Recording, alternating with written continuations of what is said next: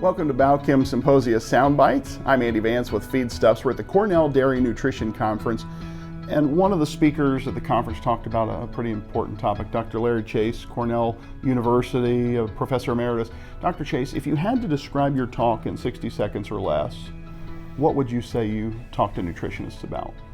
Okay, so basically what we talked about was evaluating the opportunity to feed lower protein rations. And the values of doing that on a farm are quite often it increases profitability, improves the efficiency of nutrient use so there's less nitrogen excreted to the environment, and also reduces ammonia emissions to the environment.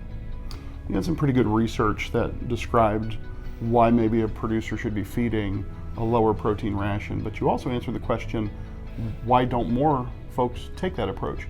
Could you explain that? Well, the research is fairly consistent that we improve income over feed cost or purchase feed cost when we lower protein, because protein is an expensive input. The challenge is at the farm level, why people don't implement it, is quite often on a farm there's a lot of variability day to day in feeds, feed management, and cow milk production. And the high levels of variability make it very difficult to try to tighten the system down to use a lower protein ration. But the herds that do have good consistent management have been able to lower protein and see a response in terms of profitability in most cases. Is there a reason to feed higher protein rations when, say, milk costs are better, or is the advice hold regardless of what those prices look like? There will be some fluctuations depending on milk price and feed price.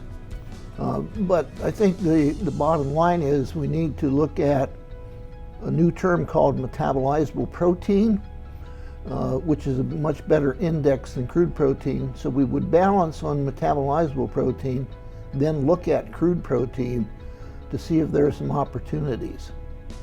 So if you were taking this research to nutritionists out in the field, so to speak, what would you advise them to do based on what you've learned from the data? Step number one, evaluate current rations, look at the adequacy of metabolizable protein relative to requirement.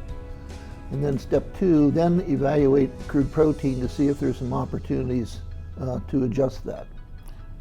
If you had one takeaway, so the presentation you gave, pretty thorough, pretty in-depth, if there was one takeaway that you would want the audience members to write down in their notebook, what would it be? Start thinking about using metabolizable protein to replace crude protein in ration formulation.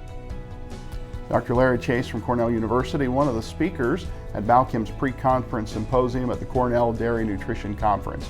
For Symposia Soundbites by Balchem, I'm Andy Vance with Feedstuffs.